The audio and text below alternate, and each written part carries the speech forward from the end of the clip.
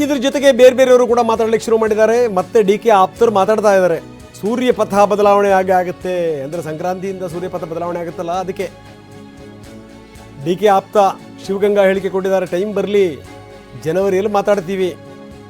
ಮೊದಲಿಂದ ಕೂಡ ಶಿವಗಂಗಾ ಈ ಮಾತನ್ನು ಹೇಳ್ತಾನೆ ಇದ್ದಾರೆ. ಹೋದ ವರ್ಷ ಬೇರೆಯವ್ರಿಗೆ ಒಳ್ಳೇದಾಗಿದೆ, ಈ ವರ್ಷ ನಮಗೂ ಕೂಡ ಒಳ್ಳೇದಾಗ್ಬೋದು. ಯಾವಾಗಲೂ ಇದೆ ನನ್ನ ಬೇಡಿಕೆ, ಇವತ್ತಲ್ಲ. ನಾನು ಡೇ ಒನ್ ಯಾವತ್ತು ನನ್ನ ಟಿಕೆಟ್ ಅನೌನ್ಸ್ ಆಯ್ತಲ್ಲ ಅವತ್ತಿಂದನೂ ನಾನು ಅವ್ರ ಪರವಾಗಿದ್ದೀನಿ. ಇವಾಗಲೂ ಇರ್ತೀನಿ, ಮುಂದೆ ಇರ್ತೀನಿ. ಜನವರಿ ಆಗ್ಬೋದು ಸರ್? ಟೈಮ್ ಬರಲಿ, ಜನವರಿಲಿ ಮಾತಾಡೋಣ ನಾವು ನೀವು. ಸೂರ್ಯಪಥ ಅಂತೂ ಬದಲಾವಣೆ ಆಗ್ತದೆ, ಅದಂತೂ ತಮಗೆಲ್ಲ ಗೊತ್ತಿರೋ ಅಂಥದ್ದೇ. ಸೂರ್ಯಪಥ ಬದಲಾವಣೆ ಆದಾಗ ಒಳ್ಳೆ ಆಗಂತೂ ಸಹಜ, ತಮಗೆಲ್ಲ ಗೊತ್ತಿದ್ದು. ನೋಡೋಣ, ಸೂರ್ಯ ಬದಲಾವಣೆಯಿಂದ ನಮಗೆ ಒಳ್ಳೇದಾಗುತ್ತೋ ಯಾರಿಗೂ ಒಳ್ಳೇದಾಗುತ್ತೋ ನೋಡೋಣ.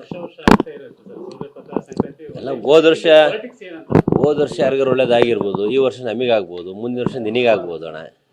ಆಗ್ಬೋದು, ನೋಡೋಣ, ಕಾದು ನೋಡೋಣ. ಒಳ್ಳೇದೇ ಆಗ್ಬೋದು, ಯಾವ ರೀತಿ ಒಳ್ಳೇದನ್ನೇ ಬಯಸಾರಲ್ಲ ನಾವು. ಯಾರಿಗಾಗಲಿ ಒಳ್ಳೇದೇ ಆಗ್ತದೆ ಅಂತ ನಮ್ಮ ಆರೈಕೆ.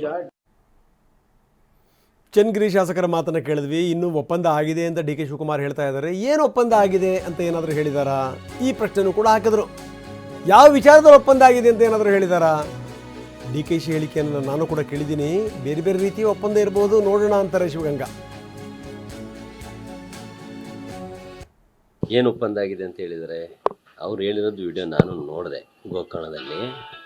ಅಲ್ಲಿ ಏನು ಹೇಳಿದೆ, ನಮ್ಮ ಸಿದ್ದರಾಮಯ್ಯ ಸಾಹೇಬರು ಸಿ ಎಂ ಮಧ್ಯ ಒಪ್ಪಂದ ಆಗಿದೆ, ಹೈಕಮಾಂಡು ಅದಕ್ಕೆ ಒಪ್ಕೊಂಡಿದೆ ಅಷ್ಟೇ ಹೇಳಿದ್ದಾರೆ. ಯಾವ ವಿಷಯ ಅಂತ ಹೇಳಿಲ್ಲ. ಅದು ನೀವು ಕೇಳಿದ್ರಿ, ಯಾವ್ದು ಸರ್ ಸಿ ಎಂ ವಿಷಯನ ಅಂತ. ನಿಮ್ಮ ಮುಂದೆ ಯಾಕೆ ಕೇಳ್ಬೇಕು ಅದನ್ನು ಅಂತ ಉತ್ತರ ಕೊಟ್ಟು ನಾನು ನೋಡಿದೆ.